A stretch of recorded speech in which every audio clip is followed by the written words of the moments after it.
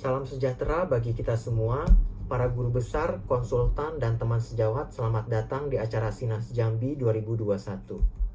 Perkenalkan, nama saya Dr. David Pratama. Izinkan saya untuk mempresentasikan hasil karya ilmiah kami yang berjudul COVID-19 pada anak dengan ALL. COVID-19 pada ALL adalah suatu kasus yang sangat jarang. Pada COVID-19, gejala hematologi yang paling sering ditemukan adalah leukopenia dan limfopenia. Pansitopenia jarang dilaporkan. Sedangkan pada ALL, pansitopenia sering menjadi tanda relapse. Kasus pertama kami adalah anak laki-laki berusia 16 tahun dengan demam, sesak, dan diare. Pasien terkonfirmasi COVID-19. Anak ini mempunyai riwayat ALL L2 high risk yang sedang menjalani kemoterapi fase maintenance. Pada pemeriksaan awal, laboratorium menunjukkan pansitopenia. Pemeriksaan darah tepi tidak ditemukan adanya sel blast. Pemeriksaan D-dimer meningkat tinggi, tetapi setelah terapi heparinisasi, evaluasi D-dimer dan klinis membaik tanpa komplikasi. Anak pulang pada hari keperawatan ke-38 setelah swab PCR negatif. Kasus kedua adalah seorang anak laki-laki berusia 13 tahun dengan ALL high risk isolated sistem saraf pusat yang sedang menjalani kemoterapi fase induksi.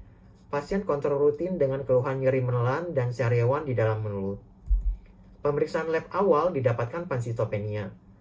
Pada BMP tidak ditemukan adanya sel blast. 1 hari setelah perawatan, anak mengalami demam. Dilakukan swab PCR dengan hasil positif. Pemeriksaan D-dimer sedikit meningkat. Setelah diterapi, pasien membaik dan tanpa komplikasi. Anak dipulangkan pada hari keperawatan ke-25 setelah 2 kali PCR test negatif. Pada kedua kasus di atas tidak terdapat adanya riwayat kontak dengan pasien yang terkonfirmasi COVID-19 dengan jelas.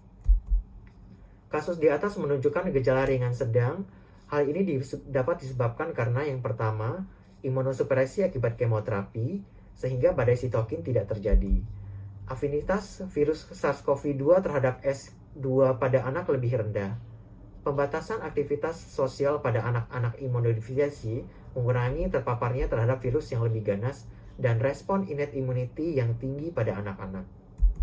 Namun kedua kasus di atas merupakan tantangan yang besar dan komplikasi berat juga dapat terjadi mengingat kedua pasien adalah pasien ALL dengan high risk, imunodefisiensi akibat kemoterapi. Biasanya koagulopati pada COVID-19 berbanding lurus dengan mortalitas dan prognosis yang buruk.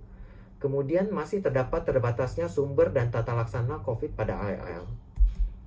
Pada kesimpulannya adalah kami memaparkan kasus pertama COVID-19 pada anak dengan ALL di Provinsi Banten.